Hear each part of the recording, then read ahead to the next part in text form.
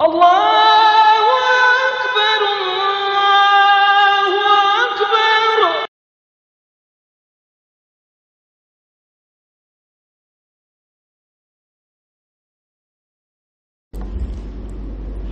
A'udzubillahi minasyaitonirrajim. Bismillahirrahmanirrahim. Assalamualaikum warahmatullahi wabarakatuh. Alhamdulillah wassalatu wassalamu ala Rasulillah wa ala alihi wa ashabihi wa mawalah. Subhanaka la ilma lana illa ma 'allamtana innaka antal alimul hakim. Wa la hawla wa la quwwata illa billahil aliyyil azim. Allahumma faqihna fid din wa 'allimna at-ta'wil. Allahumma zidna 'ilma warzuqna fahma. Allahumma nawwirna bi nuri 'ilmika wa ab'idna an-nisyan bi rahmatika ya arhamar rahimin. Rabbi shrah li sadri wa yassir li amri wahlul 'uqdatam min lisani yafqahu qawli. Rabbi yassir wa la tu'assir, Rabbi tamim bil khair. Amma ba'du, insyaallah kita beriktikaf dalam masjid ini kerana Allah Subhanahu wa taala. Alhamdulillah thumma alhamdulillah. Pada pagi ini Allah SWT masih lagi memberi peluang untuk kita berada di bumi Allah. Alhamdulillah. Jadi bangun pagi tadi, hok mana belum baca doa, kita baca. Hok baca dah, alhamdulillah. Kadang-kadang bukan tak si baca, tak ingat. Tak sengaja, tak ingat. Tak ingat semua, tak ingat. Jadi bila kita ingat, kita baca alhamdulillah, segala puji bagi Allah. Alhamdulillah alladzi yang ahyana, yang telah menghidupkan kita. Ba'dama amatana, selepas mana dia matikan kita sekejap. Ketika kita tidur tu diibarat seperti mati.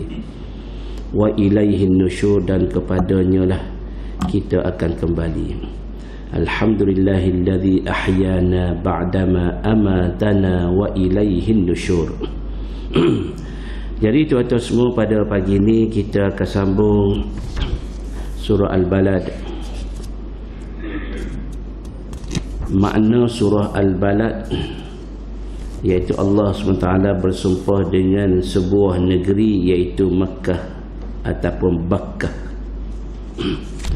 Makkah ini Allah SWT muliakan Makkah, maka Allah SWT sebutlah uqsimu bihadzal balad, surah Al-Balad.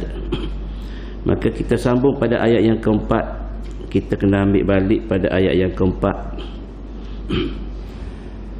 Baru ni kita sampai ayat yang keempat, kita kena ulang balik ayat yang keempat, kerana di ayat yang keempat ini setelah Allah SWT bersumpah la uqsimu bihadzal balad wa anta hillun bihadzal balad wa walidi wa ma walad. Allah bersumpah dengan tiga ayat ni. Yang pertama, Allah sumpah dengan negeri Mekah. Yang kedua, Allah bersumpah dengan Nabi Muhammad sallallahu alaihi wasallam. Allah SWT yang ketiga, Allah Ta'ala bersumpah dengan wawalid. Wawalid makna Nabi Adam AS. Dan yang keempat, wama walad, dan keturunan anak cucu Nabi Adam AS, iaitu kita semualah. Maka selepas Allah Ta'ala bersumpah ni, Allah Ta'ala sebut dalam ayat yang keempat, laqad khalaqnal insana fi kabad. Sesungguhnya kami telah jadikan manusia sentiasa dalam keadaan menghadapi kesedihan dan kesukaran, kesulitan dan kesukaran jasmani dan rohani. Hok balik mak kita pun dia susah untuk nak bawa kita pergi mari, nak menanggung kita dalam kandungan pun susah. Nak melahirkan kita pun susah, nak membesarkan kita pun susah, nak putus susu kita isak susu dia, nak putus pun susah lama. Begitu juga kejadian kita pun, bila kita lihat Allah Ta'ala jadikan kita daripada setitis mani, setitis air, kepada setitis darah, kepada seketul daging, maka tumbuhlah panca indera. Kita duduk gulung dia panggil, duduk bergelulung dalam perut mak kita. Bagaimana Allah letak kita dalam keadaan kita pun tengok, belipat sirat. Maka kita keluar pun kena ada orang cara, tak ada orang cara nyanyi ke kita dalam keadaan susah sama-sama. Lepas tu kita orang Islam pula, ad-dunya sijnul mu'min wa jannatul kafir. Di atas dunia ni nak buat qasi qadar pun tak boleh. Kena ikut perintah Tuhan dia, iaitu Allah Subhanahu taala.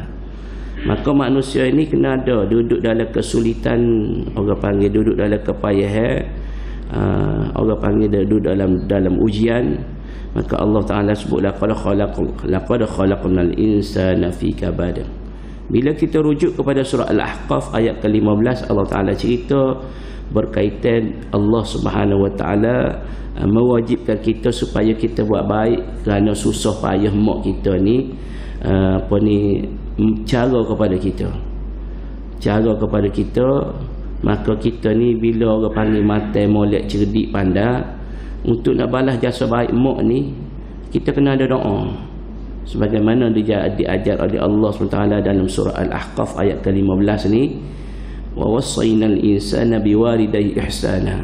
Kami wasiat, kami amanahkan, alhamdulillah, kami kehendakkan kepada manusia ni kena buat baik kepada kedua ibu bapa dia, ayah dengan mak dia.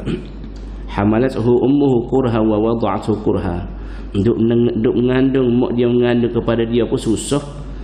Lepas tu beranak kepada dia pun tak ada, duk suka ngilah, duk teriak belaka. Duk teriak sampai tahap nak mati.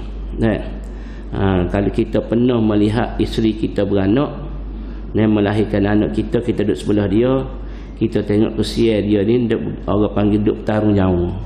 Susahnya, betul lah Allah Ta'ala sebut apa ni dalam ayat yang keempat ni, fi kabad. Kita duduk dalam susah, kita tubik pun susah, mak kita beranak pada kita pun susah, wa hamluhu wa fisalu 30 syahra. Dia duduk ngandung kepada kita tadi, kita duduk dalam perut dia sehinggalah kita putus susu dengan dia, kita lepas pek, kita panggil lepas susu tu 30 syahra. Allah sebut selama 30 bulan. Betul dah lah, 2 tahun lepas susu. Dah mengandung dah 9 bulan 10 hari tubik kita. Maka kita pun isak susu mak pula 2 tahun lebih lepas susu. Betul lah 30 bulan ni.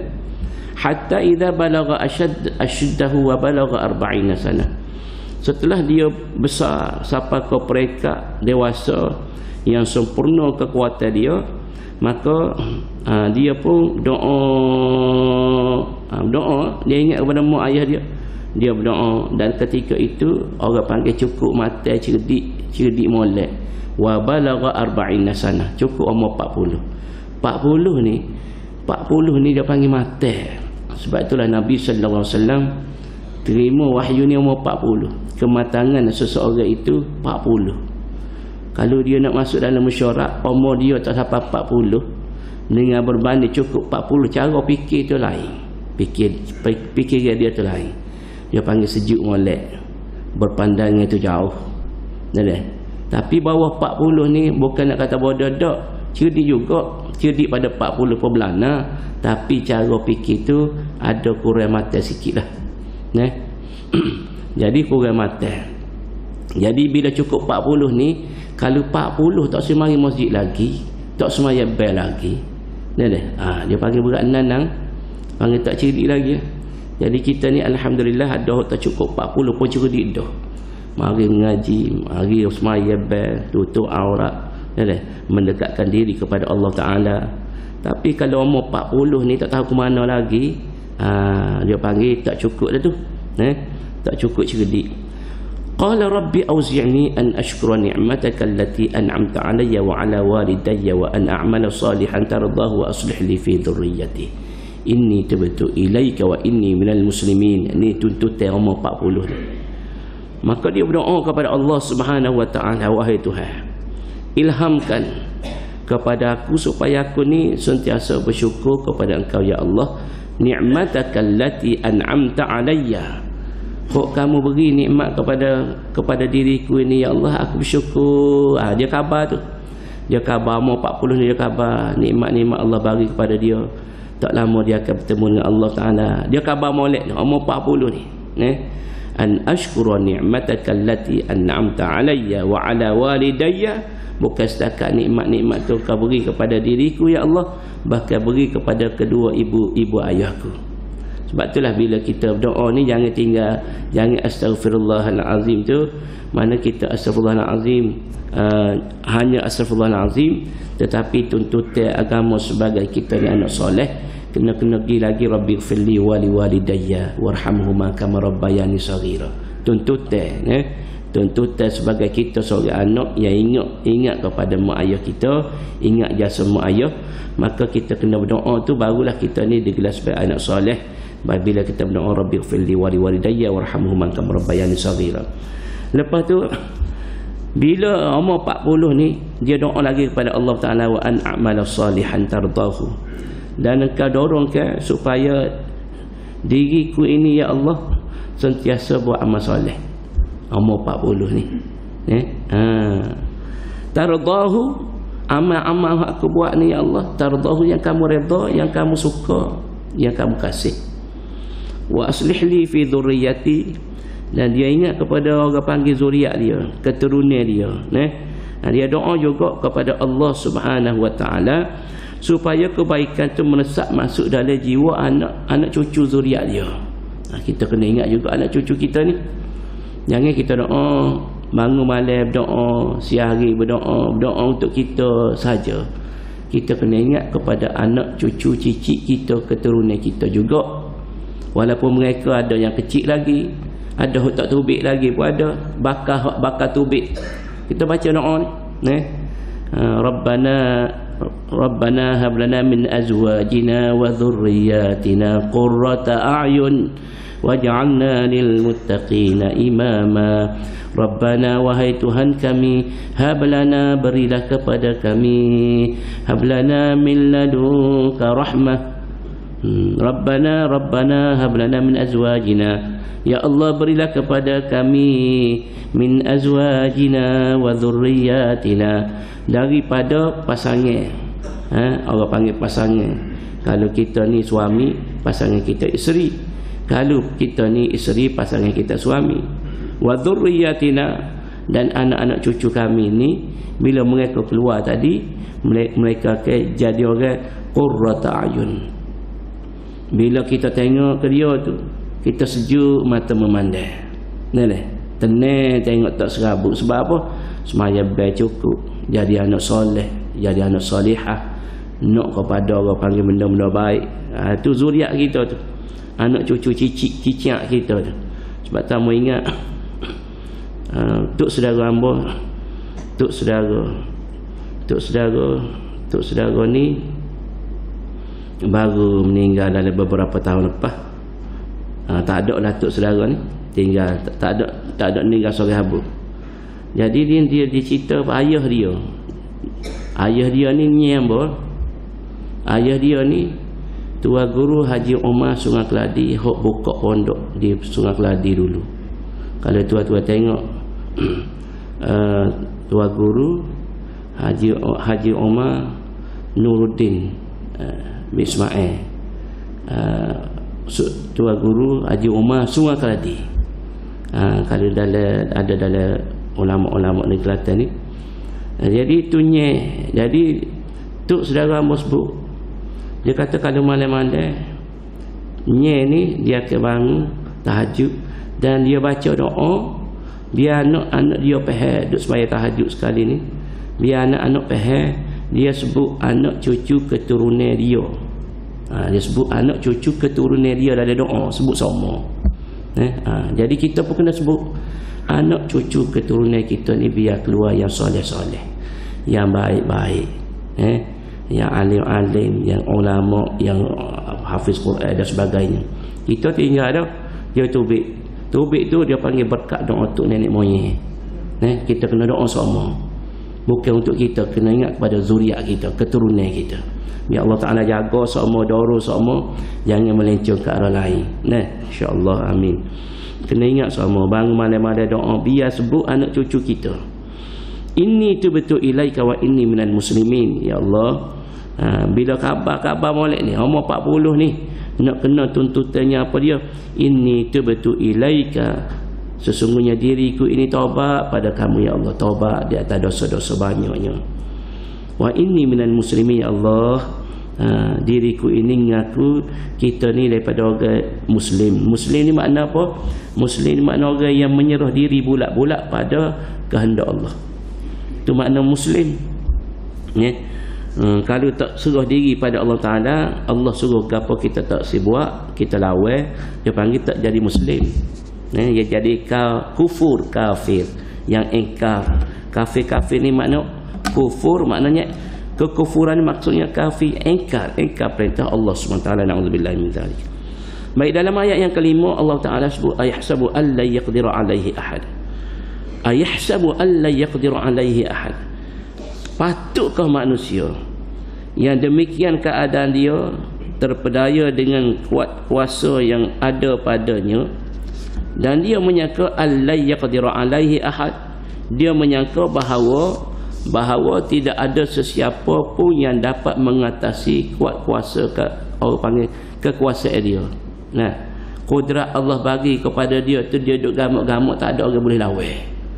Kudrat dia tu cenih tu. Ada lagi kuasa yang boleh lawan. Mung besar mana mung jadi jaga negeri negara pun, mung ingat kuasa mu tu besar. Tak ada lagi, iaitu tuai kepada dunia langit ni, iaitu Allah SWT. Allah Ta'ala nak suruh khabar ni. Allah Subhanahu Wa Ta'ala nak suruh khabar bahawasanya ada lagi kuasa yang lebih hebat. Sebab apa ni cerita ni? Abu Al-As bin Qaladah Al-Jumahi yang terpedaya dengan kekuatan fizikal dia. Itu dia panggil asbabun nuzul ni. Ibn Abbas kata Abu Al-As'ad dengan megah berkata bahawa dia telah membelanjakan hartanya dengan banyak. Dengan bangga dia, dengan kekuatan dia ni dia berasa dia ni diri dia hebat, kuasa dia ni hebat, pitih dia banyak, kaya dia terlebih pada orang. Dia rasa dia berkuasa, dan dia sebut harta-harta aku ni adalah untuk memerangi Muhammad. Tu dia agak sangat. Maka Allah Subhanahu Wa Ta'ala tanya, Allah Ta'ala kata duk gamuk-gamuknya, tak ada orang kau kuasa lebih pada hakmu tu. Ayahsabu alla yaqdiru alaihi ahad. Tak ada kuasa lain lah kau lebih daripada kuasa kamu tu. Allah tanya. Yaqulu ahlaktu malan lubada. Dalam ayat yang ke-6, manusia yang demikian keadaannya tidaklah patut ia bermegah-megah dengan kekayaan. Tidak patutlah. Maka dia kata apa dia? Aku telah habiskan harta benda yang banyak dalam usaha menegakkan nama dan bangsa. Duk sahur. Ahlaktu malan lubada. Banyak habis. Ahlaktu ni mana aku membinasakan hartaku. Maksudnya aku guna harta aku ni untuk nak orang panggil nak membina bangsa, menegakkan agama. Duk sahur. Jangan sahur. Bila kita sedekah ni, wala tubtilu sadaqatikum bil manni wal adha. Jangan kamu batalkan, jadi batal sedekah dengan kita mengukit, kita menyakiti orang yang kita beri. Jangan batal sedekah tadi. Jangan berbangga-bangga. Dia panggil alladzina hum yuraun. Bila buat amal ibadah, dia pun jadi riak. Jangan riak. Riak ni maksud apa? Dia nak tunjuk kepada manusia bahawasanya dia ni buat sedekah tadi kau sebagai apa tu, buat amal soleh kau. Jangan riak, jangan nak sahur. Jadi tuan-tuan semua, kita nak kena ingat, bila kita berada negeri akhirat, la tazulu qadama 'abdin hatta yus'ala 'an arba'. Bila mana kita berada negeri akhirat, dua tapak kaki kita ni tak boleh gerak, tak boleh gerak kiri kanan, kecuali setelah disoal empat perkara. Yang pertamanya an umrihi fi ma'afnahu, tentang umur diri kita ni ke mana kita habiskan dia, wa an syababi fi ma ablahu, tentang muda kita ni kita perhabis ke mana. Yang ketiga, wa an malihi min aina iktasabahu wa fi ma anfaqahu. Yang ketiganya berkaitan dengan harta, dari mana kita boleh ke mana kita habiskan. Dan yang keempat, soalan Allah Taala katanya wa an ilmi madza amila fihi, tentang ilmu hak kita ada, kita beramal ke tidak dengan ilmu hak kita belajar, kita mengaji. Ini soalan yang akan ditanya di akhirat.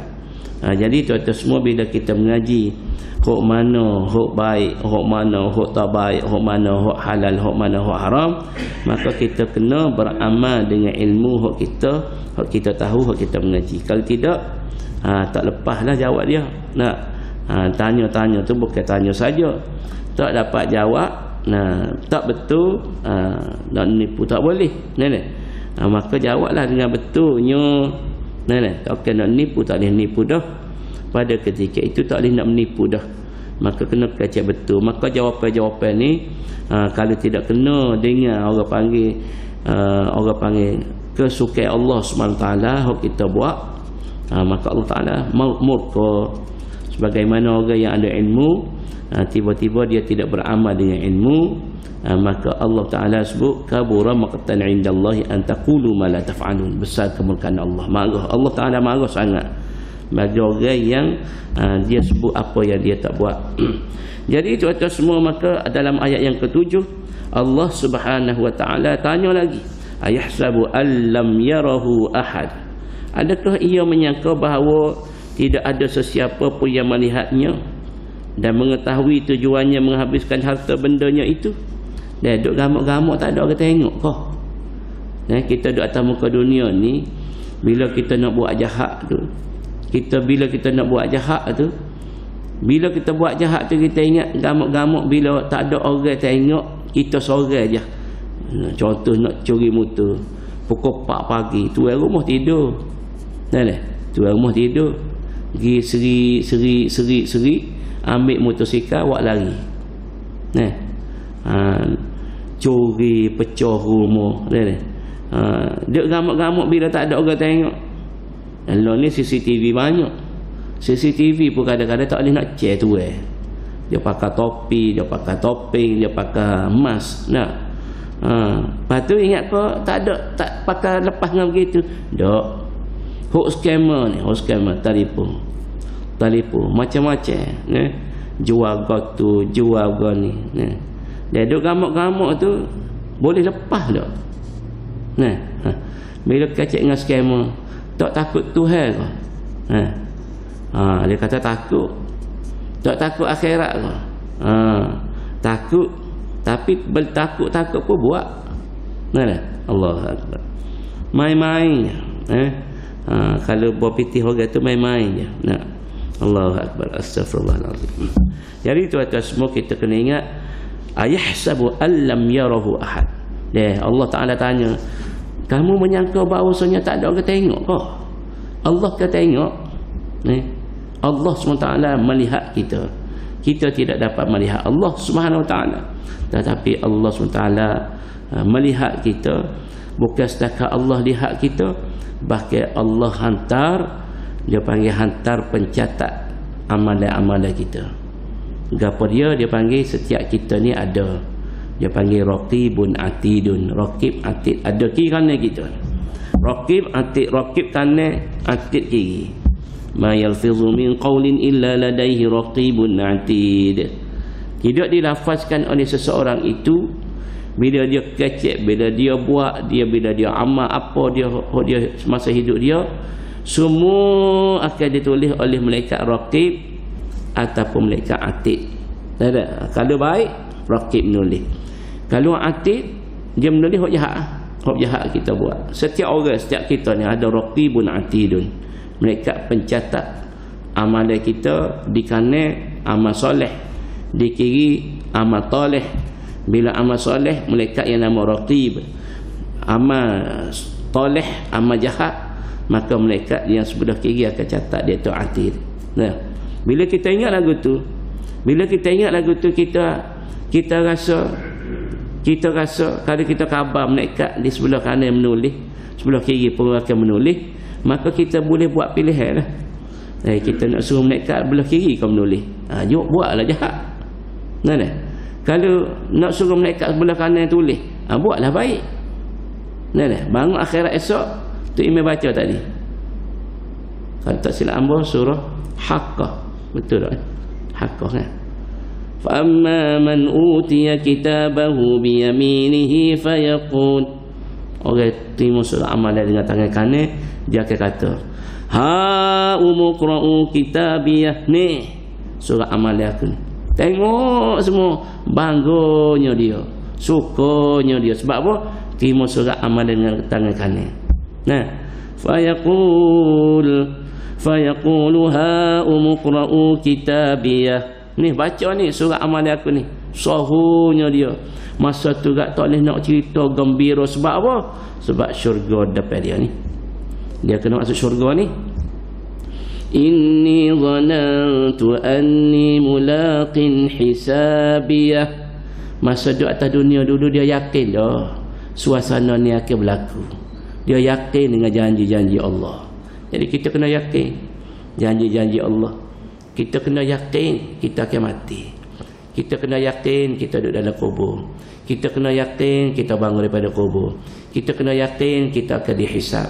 Kita kena yakin kita duduk pada mahsyar. Kita kena yakin kita melalui titian sirat. Kita kena yakin syurga dengan aku ada. Kena yakin.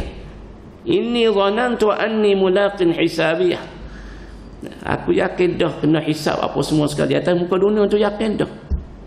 Inni dhanantu anni mulaqin hisabiyah fahuwa fi 'ishatir radiyah. Dia akan duduk dalam kehidupan yang diradai oleh Allah SWT. Radhiyallahu anhum wa radu'an. Mereka redha pada Allah, Allah redha pada mereka. Nah, Allah akbar. Baik, Allah Taala tanya lagi, alam naj'al lahu 'ainain wa lisanan wa syafatain wa hadainahu najdain. Mengapa manusia ni terpedaya dan bermegah-megah duk berasa kecil, agah, sombong, takabur ni apa ni? Tidak ke Allah Taala kata alam naj'al lahu 'ainain. Dia duk berasa dia ni kaya, dia duk berasa dia ni ada kuasa, dia duk rasa dia ni kekuatan dia tu hebat. Allah SWT tanya, alam naj'al lahu, adakah tidak kami jadikan mereka itu ainain, dua mata untuk memerhatikan kekuasaan Allah SWT. Perhati kuasa Allah, memerhatikan kekayaan Allah SWT. Perhati, tengok hebatnya Allah Ta'ala. Kita ada dua mata ni, ainain ni untuk kita memerhati, tengok hok mana hok benar, hok mana tak benar. Kita memerhati. Walisana wa syafatai, dan lidah serta dua bibir untuk ia menyempurnakan sebahagian besar dari hajat-hajat. Walisana wa syafatai, Allah Ta'ala beri kita ni lidah, mulut molek, kecek molek, makan lalu dah. Guna molek-molek lidah kita, bibir kita ni, biar guna sebaik-baiknya masa hidup atas muka dunia ni. Guna dia ke arah kebaikan. Jangan guna lidah kita ke arah keburukan. Jangan guna lidah kita, mulut kita ke arah keburukan dan kejahatan. Banyaklah gapo dia? Fitnah. Musim pilihan raya ni fitnah, sana sini fitnah, gedung fitnah, hak ni gedung fitnah. Fitnah bagai dak apa fitnah. Tak ada kamuk kita tengok. Kita tengok, masya-Allah. Fitnah. Oh ni fitnah, mencaci. Macam-macam. Mengupak. Dia panggil membawang, membawang, cara membawang, memfitnah cara memfitnah, memaki cara memaki, mencaci cara mencaci, mencarut dengan mencarut. Jadi kita kena jaga mulut kita ni, jaga lidah kita ni. Allah Ta'ala tanya ni, walisana wa syafatain wa hadainahu najdain, dan kami telah menunjukkan kepadanya dua jalan. An-najdain ni ialah dia panggil dua jalan, An-Najlain ni dua jalan. Maksud dua jalan ni sama ada kita pilih lah. Nak kita nak ambil hok molek ke, nak ambil hok tak molek, kita pilih sendirilah. Pilih sendiri. Inna hadainahu sabila imma syakiran wa imma kafura. Sama ni. Dengan ayat ni maksud dia sama ni. Kami tunjuk kepada mereka dua jalan, imma syakiran wa imma kafura. Nak jadi orang bersyukur ke, nak jadi orang kufur. Terpulailah kepada masing-masing. Allahu akbar. Falaqtahamal aqabah, falaqtahamal aqabah, wa ma adraka mal aqabah, fakku raqabah, aw it'amun fi yawmin dhi masghabah, yatiman dha matrabah, يتيما ذا مقربة أو مسكينا ذا متربة ثم كان من الذين آمنوا وتواصوا بالصبر وتواصوا بالمرحمة أولئك أصحاب الميمنة والذين كفروا بآياتنا هم أصحاب المشأمة عليهم نار مؤصدة. Oleh kerana panjang lagi ayat, tak ada siap lah, tak ada habis surah ni pada hari ni. Dan insya-Allah kita akan sambung pada ceritanya ayat yang ke-11 hingga ke ayat yang ke-20 insya-Allah esok. Jadi kita berhenti dulu pada ayat yang ke-10. Insya-Allah tuan-tuan semua, bila kita tengok satu-satu ayat ni, biar kita faham apa dia Allah SWT nak cerita tu. Nak cerita. Boleh baca perut. Baca terjemah boleh, tak ada masalah, mudah je baca terjemah. Cuma kita nak tahu sosok tu, sosok apa dia Allah Ta'ala nak cerita situ. Jadi perlu kepada huraian lah.